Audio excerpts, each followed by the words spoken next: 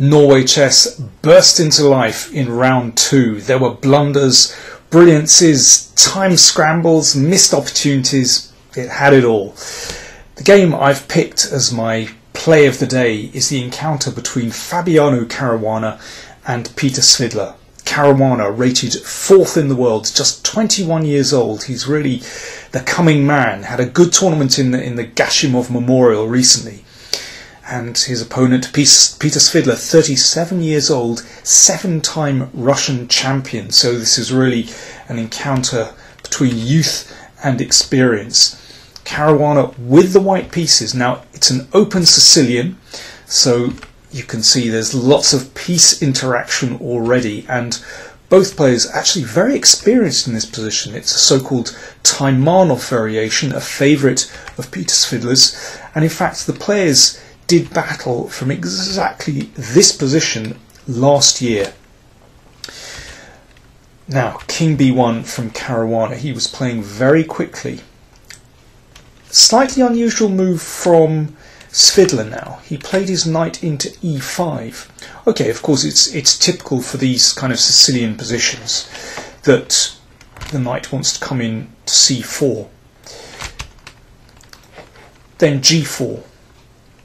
Now, in principle, against this pawn storm on the king side, black has two ways of answering it. You can ignore it or fight back in the centre. Well, for example, you can ignore it, but then the pawns storm forward, and well, you have to take great care. This one will follow up soon, and this is a really tricky position. Svidler didn't go for that. Instead, he pushed white's knight away from the centre and slowed up white's pawn storm with this move here.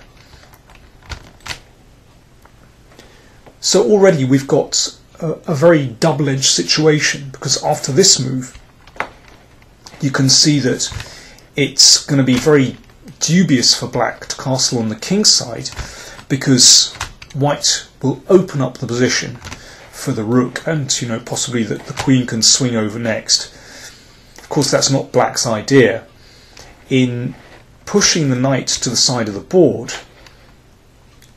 and stopping the pawn to G5 for the moment, Svidler gives himself time to advance in the centre. So this is his big idea. He's meeting this wing attack with his central attack. If white were to exchange in the middle, then you can see that that knight has the bishop in its sights, but also that white knight at the side of the board is slightly offside. Suddenly a bishop could come here attacking the knight. So you can see in that case things would really work out for black. So white has to play with great energy in this position. But Caruana did that. He played a very tricky move, bishop here. So you can see the knight is pinned to the queen. That's already slightly awkward. For example, if black tried to break the pin, then white could capture here. And now knight f5. So typical of these kind of Sicilian variations, where this knight, well, if it's taken, then queen takes, and suddenly white is breaking through. So, well, I mean, black might be able to survive this, but it's very, very tricky. So instead of that, Svidler captured in the middle. Okay, and a really uncompromising move. Now, there are all kinds of tactics. White could try this, exchanging off and then knight c6, so the queen is threatened, and also sacrificial checkmate with queen d8. In fact, black can survive with queen here, but there's a lot for black to calculate here, and it was clear that Caruana must have had this in his opening preparation. Now, instead of recapturing the middle, he pressed on with his g-pawn. Now, if the knight moves to the side, then in this case, then he can take here. And in this case, it's very strong with the knight at the edge of the board, because now here we can exchange and take here. And with the threat to take here, and knight b6 trapping the rook. White is doing very well. So Svidler really had to trade, but that brings this rook to an active square, attacking the knight and also the pawn on g7. So Svidler had to defend the knight, and Caruana broke through on the king's side. Now, for the moment, black's king is okay because there are 2 pawns in front of the king, 2 pawns protecting the king. But still, it's a very double-edged situation for black. Svidler grabbed another pawn. Well, of course, if he can get away with his booty, then he's going to be doing fine. But here, Caruana lashed out with knight takes pawn, and now the position is really burning.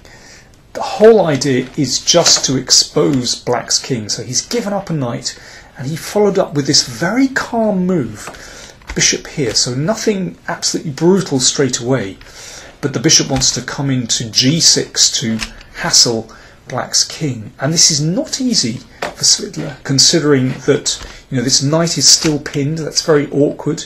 One would like to, for example, get out of this pin, but this is typical of the kind of tactics in the position. Suddenly, queen f4 comes, attacking the knight, threatening also, well, perhaps bishop e4 and hitting the queen.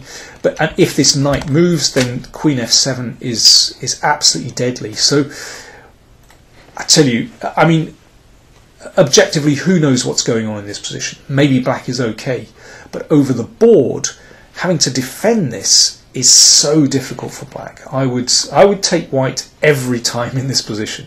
Svidler played bishop here, so giving this knight some protection. Check from Caruana. So very unpleasant decision for black now. If the king moves, then you can see that white is breaking through straight away with queen g5. That's going to lead to mate, or if queen takes, then that's going to be mate here. Absolutely deadly. And the king can't move to the side. Rook check. And you can see that the king side is wide open. It was worth advancing that g-pawn. I mean, look at the difference between the 2 kings. White's king perfectly protected by 3 pawns. Black's king is just going to be cut to shreds here. So Svidler made the decision to give up his queen, but the good news is he's managed to get a lot of material for that. So you can see he has bishop, knight and rook for the queen. In fact, on a strict numerical basis, black is better if black manages to coordinate those pieces. Now the problem is, when you're fighting against a queen, the queen is one incredibly powerful unit, whereas coordinating the pieces together for black is very difficult indeed. The crucial thing for white is to maintain the initiative. If black can find his feet, then the pieces will be better than the queen. So white has to play with great energy. Well, watch how Caruana did it. So easy to go wrong here, though. I mean, watch. This, for example, is a very tempting move. Hitting this pawn, hitting this potentially dangerous pawn on f3. But after castles, a very surprising move actually. It's still legal. Actually, here black has coordinated. The rook is behind the pawn, ready to advance. Difficult for white to attack here. Caruana found this excellent move. So in attacking a piece, he's not giving Svidler the time to defend. The knight came in the middle. Bishop takes knight. And now another fantastic move from Caruana. The obvious move here is to play queen takes pawn, but this would give black time to coordinate his pieces. White wants to bring this knight in, but now knight here, and there's no obvious way forward for white, and you can see that black is slowly but surely getting himself together there. What's the difference? Why did he play queen e4? Well, you can see the rook is attacked as before. Okay, the rook comes to a7, probably the best square, so he wants to try and bring it in along the 7th rank. Knight c5. This is the difference. Caruana doesn't bother with this pawn for the time being. Brings the knight in. So this knight looking at the pawn on e6. Suddenly there's a threat to take there as well, and the bishop is hanging. Excellent. So you can see black simply doesn't have time to find his feet. Svidler advance. Now again, a tricky moment. It looks as though white should take this and take the bishop and get some material back. But suddenly you can see black is coordinated. He's lost one of his pieces, but the rook is behind the pawn. The king protects the pieces. Suddenly, well, white would be probably having to make a draw by perpetual check there. So Caruana doesn't cash in. Instead he played rook f1. So you can see that black's forces are still really split, the rooks in particular. The rook came across. Now it was time to take the bishop, and there's a massive difference in this position. If the pawn advances, this is a great move, queen c5. The king just doesn't have a good square to go to because there are so many pieces hanging. So black would have to block, and then after the king comes across, then white will be able to scoop up the pawn once the back rank problem is solved. So you can see the queen threatens there, and white is going to win. So Svidler advanced. Svidler was in desperate time trouble at this moment.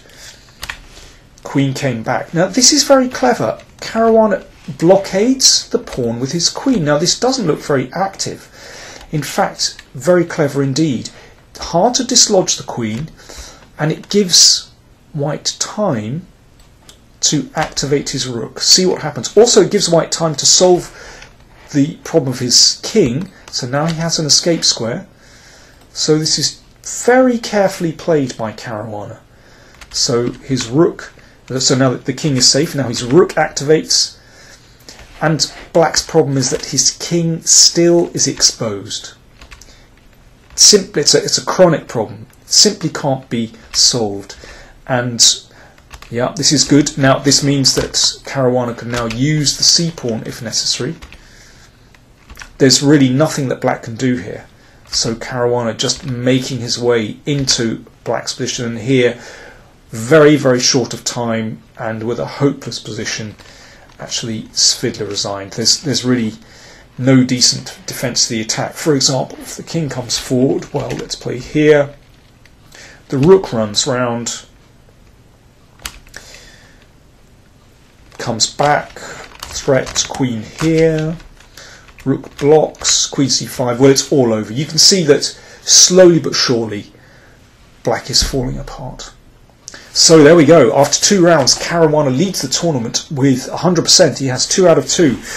In the other games, Aronian won a beautiful game against Karyakin. It reminded me of his game against Karyakin from Vakanze, actually. So Aronian has 1.5. Magnus Carlsen drew with Kramnik. Topalov lost to Grishuk in a crazy game. And Simon Agdestein drew with Anish Giri, I'm sure.